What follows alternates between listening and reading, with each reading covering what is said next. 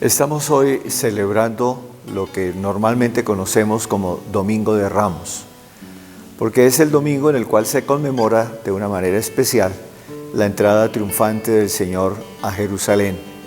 Y la gente, los discípulos y todos los que querían saludarlo, nos dice el texto que arrancaban ramos y se los presentaban y les ponían en el suelo para que el Señor pasara.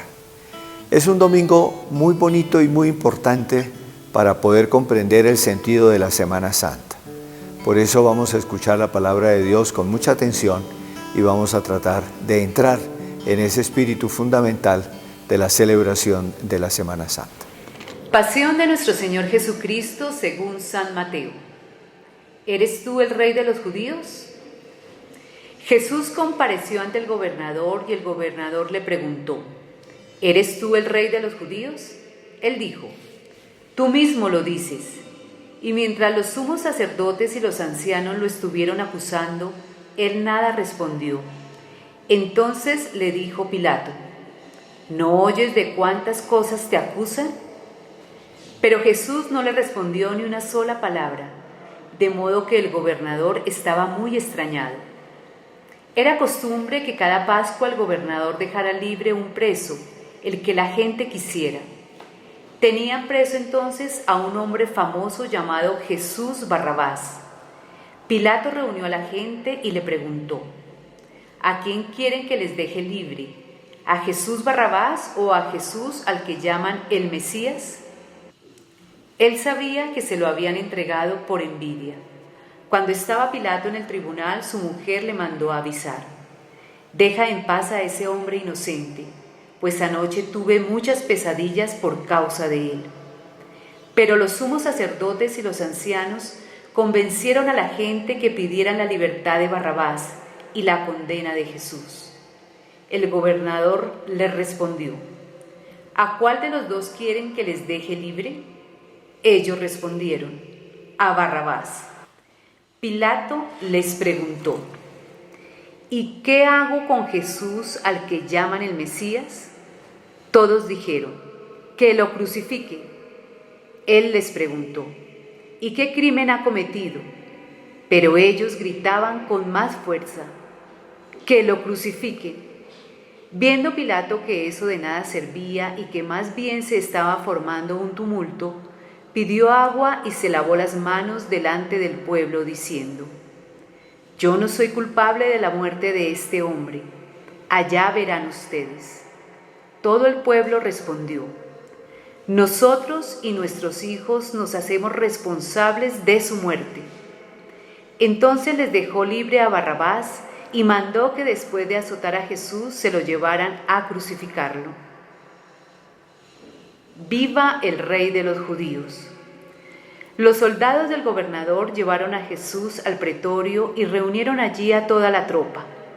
Y después de desvestirlo, le pusieron un manto rojo, trenzaron una corona de espinas y se la pusieron en la cabeza, y en la mano derecha le pusieron una caña. Y arrodillándose delante de él, le hicieron la burla. Le decían: ¡viva el Rey de los judíos! Y después de escupirlo, tomaron la caña y se pusieron a pegarle en la cabeza. Terminada la burla, le quitaron el manto, le pusieron su ropa y se lo llevaron para crucificarlo. Con él crucificaron a 2 bandidos. Al salir se encontraron con un hombre de Cirene, llamado Simón, y lo obligaron a cargar la cruz de Jesús. Cuando llegaron al lugar llamado Gólgota, es decir, lugar de la calavera, le dieron para beber vino mezclado con hiel. Él lo probó, pero no quiso tomárselo. Después de crucificarlo, se repartieron su ropa echándola a suerte, y se sentaron allí para hacer guardia. Sobre la cabeza de Jesús pusieron por escrito la causa de su condena: este es Jesús, el Rey de los judíos. Con él crucificaron a 2 bandidos, uno a la derecha y otro a la izquierda. Si eres el Hijo de Dios, bájate de la cruz. Los que pasaban lo injuriaban, sacudían la cabeza y decían: ¿no ibas a destruir el santuario y a reconstruirlo en 3 días? Sálvate a ti mismo si eres hijo de Dios y bájate de la cruz. También los sumos sacerdotes, los escribas y los ancianos decían en son de burla: a otros salvó, pero él mismo no puede salvarse. ¿No es el Rey de Israel? Que se baje ahora de la cruz y creeremos en él. Puso su confianza en Dios, pues que lo libre ahora si tanto lo quiere. ¿No decía que era el Hijo de Dios? De igual manera lo injuriaban los bandidos que estaban crucificados con él. Elí, Elí, lema sabactani. Desde el mediodía se oscureció toda la tierra hasta las 3 de la tarde. Y hacia las 3 de la tarde Jesús exclamó con voz potente: Elí, Elí, lema sabactani. Es decir, Dios mío, ¿por qué me abandonaste? Algunos de los que se encontraban allí al oírlo dijeron: Este está llamando a Elías. Y enseguida uno de ellos tomó una esponja, la empapó en vino ácido y poniéndola en la punta de una caña, quería darle de beber. Pero los otros le dijeron: Espera a ver si viene Elías a salvarlo. Entonces Jesús lanzó de nuevo un grito fuerte y exhaló el espíritu. Todos se arrodillan y se hace una pausa. En ese momento el velo del templo se rasgó en dos, de arriba a abajo.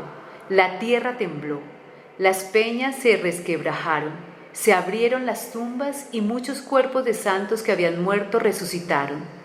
Y salidos de sus tumbas, después de la resurrección de Jesús, entraron a la ciudad santa y se aparecieron a muchos. El centurión entonces y los que estaban con él haciendo guardia a Jesús, al ver el terremoto y todo lo que estaba sucediendo, dijeron aterrados: verdaderamente este era Hijo de Dios. Palabra del Señor. Acabamos de escuchar el relato de la pasión del Señor. Es un relato que rara vez tomamos en nuestras manos, que rara vez leemos, porque generalmente a lo largo de todos los domingos nosotros estamos leyendo más bien pasajes del ministerio del Señor Jesucristo. Pero la pasión se lee solamente el Domingo de Ramos y el Viernes Santo. El Domingo de Ramos se va leyendo de acuerdo al año, las 3 versiones de la pasión, según los 3 evangelistas Mateo, Marcos, Lucas. Y el Viernes Santo se lee siempre la pasión según el evangelista Juan. La pasión del Señor es verdaderamente un misterio. Uno como que al leer, al escuchar, se siente realmente golpeado por una realidad absurda, que es la realidad de la violencia humana que se ensaña contra una persona inocente. Ese Jesús a quien nosotros hemos visto que a lo largo de su vida no hizo otra cosa que hacer el bien, acercarse al que sufría, devolver la vista a los ciegos, sanar a los enfermos, resucitar a los muertos. Ese Jesús que con sus palabras y con sus gestos nos enseñó la misericordia del Padre, ahora lo vemos aprehendido injustamente, llevado a la cárcel, llevado al sufrimiento, a los azotes, a la corona de espinas, a los insultos, a todo tipo de vejaciones y ese final terrible, crucificado allí como cualquier ladrón. Es el misterio espantoso, casi incapaz de ser explicado, de la violencia contra las personas justas, contra las personas buenas, contra los inocentes. Y desafortunadamente ese es el pan nuestro de cada día en el mundo en que vivimos. Es lo que nos encontramos nosotros en Colombia a lo largo de tantos años de violencia.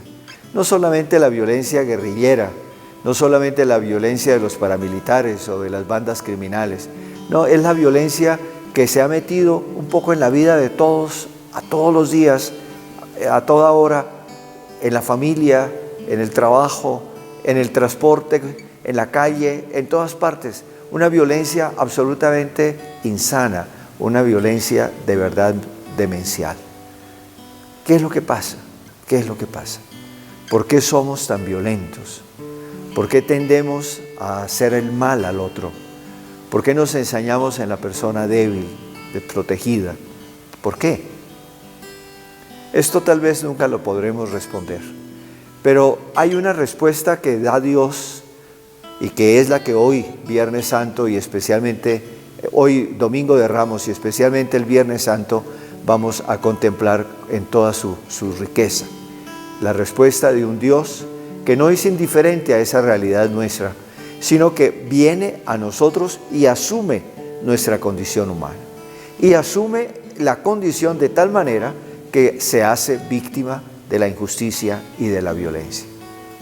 En el Señor Jesucristo, vejado totalmente por la violencia, nosotros tenemos que contemplar a todas las víctimas de la violencia a lo largo de los siglos y actuales.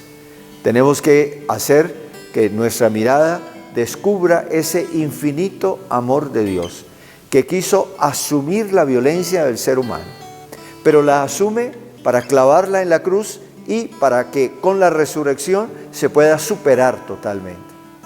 La invitación que nosotros recibimos hoy desde la cruz del Señor es precisamente la invitación a que definitivamente, mirando a Cristo, seamos capaces de cambiar nuestro corazón y nunca más seamos violentos, nunca más hagamos mal a nadie, nunca más levantemos nuestra mano para herir a nadie, ni de palabra ni de obra, sino que por el contrario, todos nosotros, los discípulos del Señor Jesucristo, nos hagamos misericordiosos como el Padre y prefiramos ser víctimas de la violencia a ser victimarios.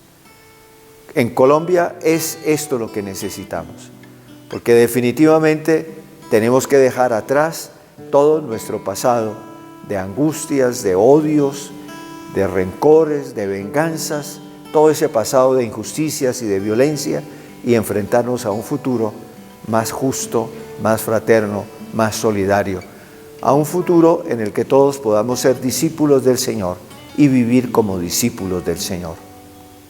Miren ustedes la paradoja del Domingo de Ramos. Se empieza con el relato de la entrada triunfal del Señor a Jerusalén, pero se sigue con el relato de la pasión. Es para indicarnos cómo realmente la pasión conduce, podríamos así decir, conduce al triunfo de la resurrección.